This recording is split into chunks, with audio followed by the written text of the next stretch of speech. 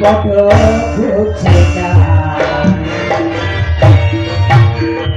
kae-kae rembulane di sawah kok awur-awur kaya ngelingake kanca kabeh aja turu sore-sore ketok asale sapa-sapa tela umum kepatok karo Risma Kuncoro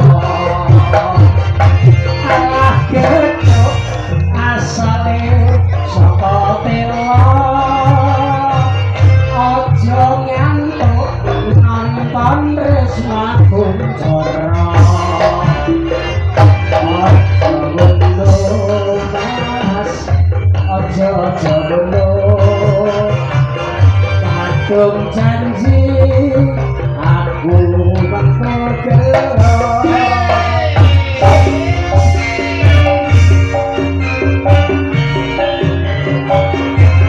Oke bro.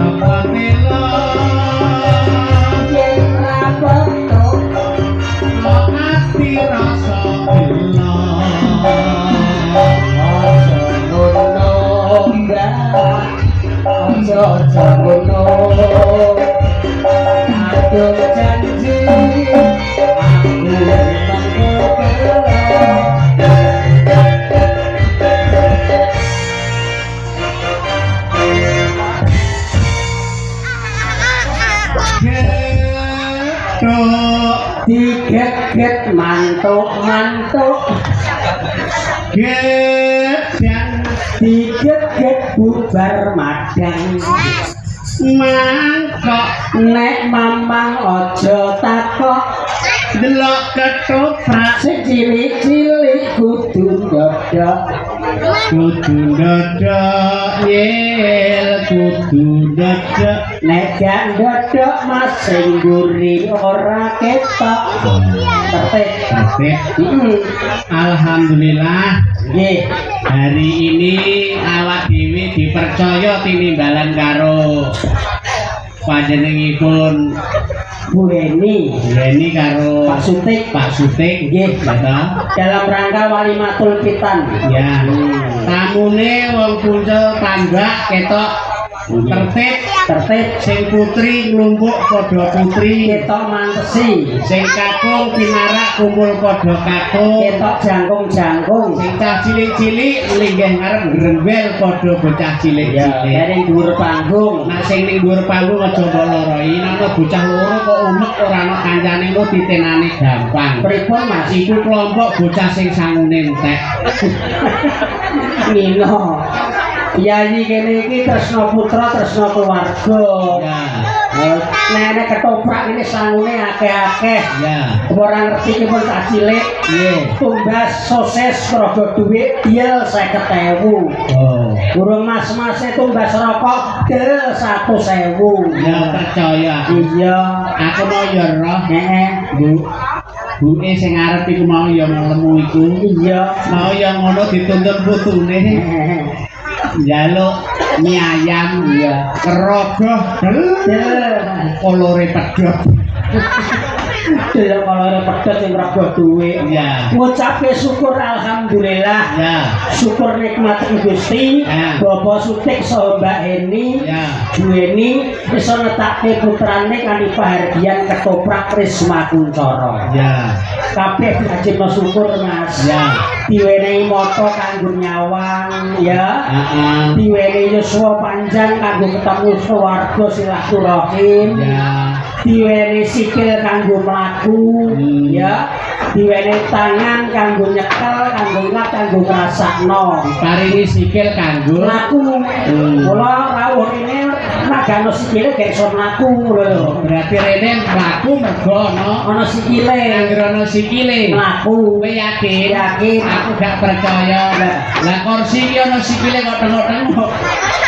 sikil kursi sikile 4 lah kok tengok-tengok Mas wong sikile loro iso mlaku lha iki sikil 4 kok nganggur wong karo kursi iki beda lah bedane benda mati karo benda hidup cah sekolah-sekolah ngerti kabeh lho nek benda mati ora iso apa-apa nek jan duwe sikil ora iso mlaku ora iso mlayu soale benda mati ngono kursi benda mati sing iso mlaku benda hidup angger benda mati ora iso mlaku lah sepeda motor iku udah benda mati wong iku kok wesi lah kok iso nguyur tekan ndi sepeda motor mobil kok yang benda mati wong besi lah kok iso nguyur lah nek mesine kok sing mare mlaku mesine kok anggere ana mesine ya mlaku ora mesti lah jahit iku udah ana mesine kok tengok-tengok mesin jahit ya ana mesine ya tengok-tengok ora iso nguyur iya mergone mesin jahit iki tengok-tengok mergo dipancal angger dipancal tengok-tengok contone dos mesin dos dipancal ya tengok-tengok oh kuncine dipancal musero ya tengok-tengok oh kuncine dipancal angger dipancal tengok-tengok lah bojoku tak pancal kok minggat